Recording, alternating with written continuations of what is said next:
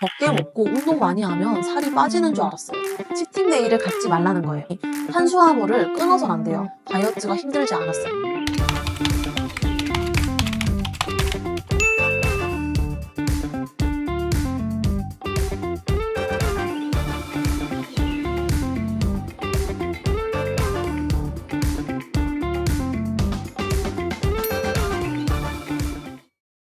안녕하세요, 수아리입니다. 오늘은 제가 30kg 감량한 썰이랑 꿀팁에 대해서 얘기를 해보려고 하는데요. 우선 앞서 보셨듯이 저는 95kg에서 65kg까지 30kg 감량을 한 상태이고요. 현재는 169에 65kg, 골격근량 25kg 정도 상태를 유지하고 있습니다. 제 목표는 57에서 8kg 정도까지 감량을 하는 거고요. 현재도 계속 다이어트를 하고 있는 상황입니다. 우선 다이어트 결심하게 된 계기에 대해서 말씀을 드리자면 저는 단체 활동을 되게 좋아하고 꾸미는 것도 되게 좋아했는데 그런 것들에 있어서 제가 뚱뚱하다는 사실이 대학을 줄 때가 많았던 것 같아요. 단체복을 맞춘다거나 단체 사진을 찍는다거나 할 때마다 작아지는 순간들이 있었고 그런 게 저는 너무 이제 싫었고요. 옷도 제가 도전해보고 싶은 스타일이나 좀 여러 가지 바라는 것들이 많았는데 제가 입을 수 있는 옷은 펑퍼짐하고 크고 어두운 옷밖에 없었어요. 이렇게 젊고 예쁠 나이에 이런 모습으로 살아가야 된다는 게 어느 순간 문득 되게 싫었던 것 같아요. 그래서 다이어트를 결심하고 감량을 시작하게 됐습니다.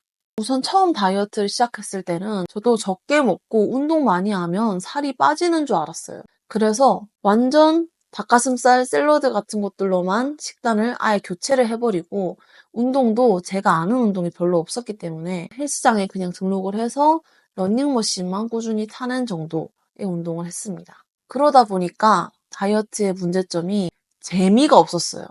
재미없고 괴롭고 지옥 같고 너무 배고프고 그런 것들의 연속이었어요. 일단 음식 같은 경우에도 제가 원래는 정말 먹는 걸 좋아했거든요. 먹는 것도 좋아하고 많이 먹는 스타일이었는데 이거를 확 줄이고 맛없는 것들만 먹다 보니까 제가 음식에 대한 강박이 심해지기 시작했어요. 먹을 수 있는 것과 먹을 수 없는 것을 나누고 이 먹을 수 있는 것을 계속 먹으면서도 이거를 그리워하는 거예요. 그러다 보니까 제가 먹방에 중독이 되는 거예요. 하루 종일 먹방을 봤어요. 하루 종일 먹방 보면서 자기 전에 한 2시간 정도 먹방을 보다가 잠들고 먹방을 보면서 엄청 서럽게 울기도 했어요. 음식에 대한 강박이 너무 심해지니까 어느 순간 내가 왜 이렇게 살아야 되지?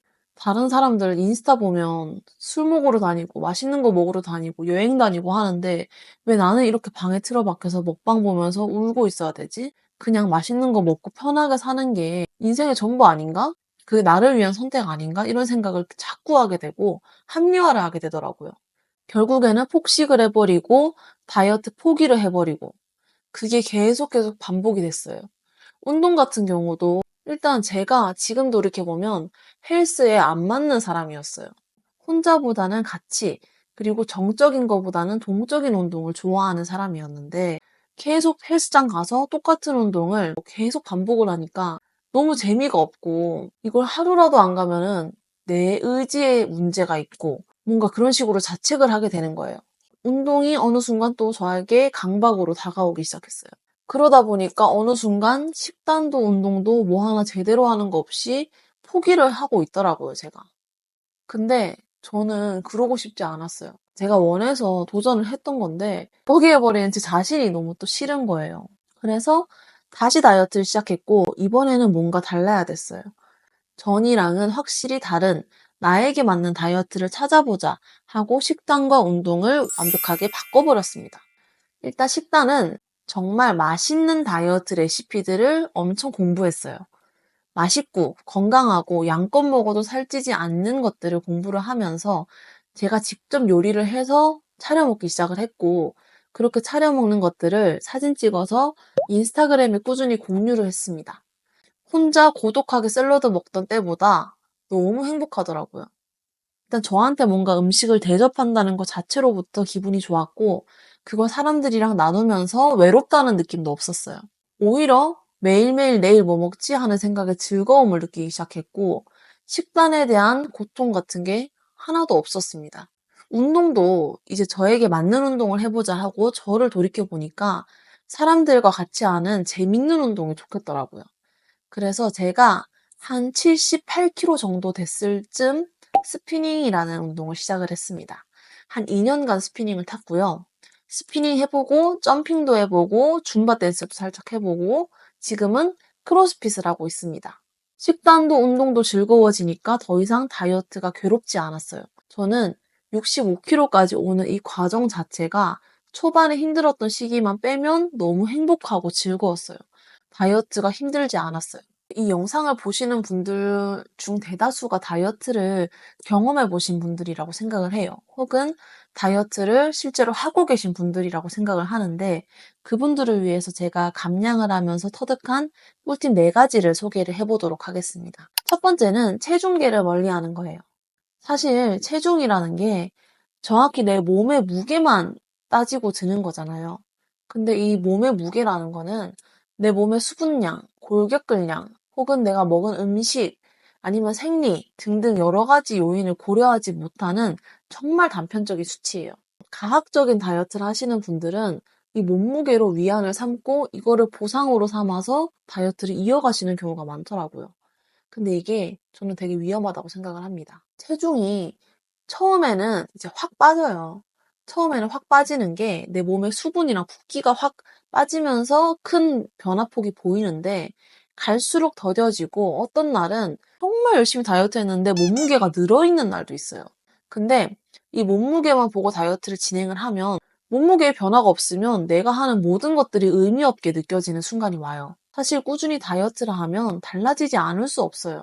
몸무게에 변화가 없더라도 근육량이 늘어있거나 뱃살이 빠져있거나 무조건 변화가 있습니다.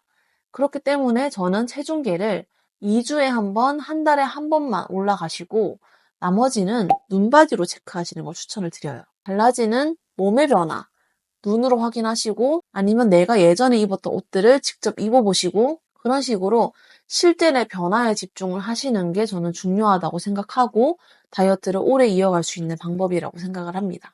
두 번째는 고도비만의 운동에 대한 꿀팁인데요. 사실 고도비만의 경우에는 운동과 그렇게 가깝게 지낸 경우가 별로 없어요. 운동에 대해서 잘 모르기도 하고 운동을 되게 어렵게 생각하시는 분들이 많아요. 그리고 실제로 체중이 좀 나가다 보니까 함부로 격한 운동에 도전을 했다가는 부상을 겪게 되시는 분들도 많고 몸에 탈이 오시는 분들도 많습니다. 저 같은 경우에도 고도비만이었을 때 제가 칼소폭이라고 땅끄부부님의 유산소 운동을 따라한 적이 있어요, 집에서. 어느 날 이제 현타가 와서 그 칼소폭을 막 했는데 심장이 너무 아파서 막 쓰러져가지고 숨도 안 쉬어지고 아침 일어나자마자 바로 병원에 달려갔는데 제가 이 가슴 쪽에 근육통이 왔다고 하는 거예요. 하도 안 하는 운동을 갑자기 해서. 운동을 안 하다가 갑자기 확 해버리면은 몸에 무리가 오고 이게 트라우마처럼 남아서 오히려 운동을 더 싫어하게 될 수도 있단 말이죠. 그래서 저는 뭘 추천을 드리냐? 가벼운 산책이나 경보를 가장 추천을 드리고 이거는 좀 나한테 안 맞는다 하시는 분들은 실내 자전거나 야외에서 자전거 타시는 거 추천드리고요. 그게 아니면은 배드민턴 같은 것도 저는 괜찮다고 생각을 합니다. 나는 운동할 시간이 도저히 없다 하시는 분들은 평소에 활동량을 늘리고 누워있는 시간을 줄이는 것만으로도 식단과 병행을 한다는 가정하에 큰 변화가 있을 거라고 저는 생각을 해요. 그런 식으로 고도비만에서 중등도 혹은 과체중까지 내려왔을 때 격한 운동에 도전을 해보시는 걸 전 추천을 드립니다. 여러분들이 다치거나 무리를 하지 않기 위해서. 그리고 저는 매일 운동 나가는 건 추천드리지 않아요. 제가 매일 운동을 해보니까 하루만 빠져도 불안하고 자책을 하게 되더라고요. 매일보다는 주에 3, 4회 정도 땀이 날 정도의 운동을 해주시는 게 중요합니다. 그리고 한 번 나갔을 때 막 3시간씩 하는 것보다는 1시간을 하더라도 내 몸에 쫙 땀이 날 만큼 집중을 해서 하시는 거를 추천을 드릴게요. 세 번째는 약간 의외의 얘기일 수도 있는데 치팅데이를 갖지 말라는 거예요. 사실 치팅데이라는 거를 평소에 섭취하지 못했던 영양소를 섭취하는 날으로 생각을 하면 문제가 없어요. 근데 치팅데이는 내가 고삐 풀고 내 눈이 돌아가서 막 폭식을 해도 상관이 없는 날, 내가 먹고 싶은 거 다 먹을 수 있는 날로 생각을 해버리면 그게 너무너무 치명적이에요. 다이어트를 시작을 하면 먹는 양이 줄어들기 때문에 내 몸은 이걸 비상사태로 인식을 해요.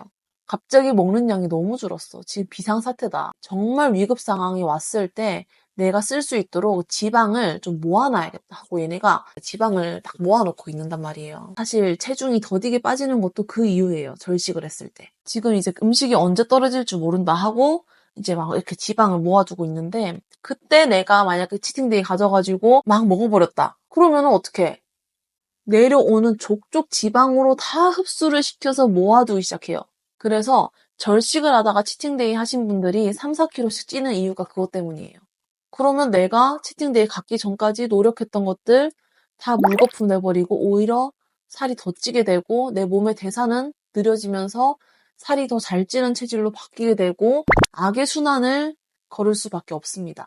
그렇기 때문에 저는 치팅데이라는 거 갖지 마시고 평소에 먹고 싶은 걸 드시는 걸 추천을 드려요. 엽떡 한 통 다 먹으라 이런 소리가 아니라 먹고 싶은 게 생기면 사람들 모아서 내 양 요만큼 이렇게 나눠서 먹는 거. 혹은 사람들 없다, 친구가 없다. 같이 먹을 사람이 없다 하시면은 소분해서 드시는 걸 추천드려요. 치킨이 너무 먹고 싶어. 그럼 치킨을 시켜요. 그 다음에 내가 먹을 양 한 3-4조각만 빼고 나머지는 다 지퍼백, 락앤락에 소분해서 얼려버려요.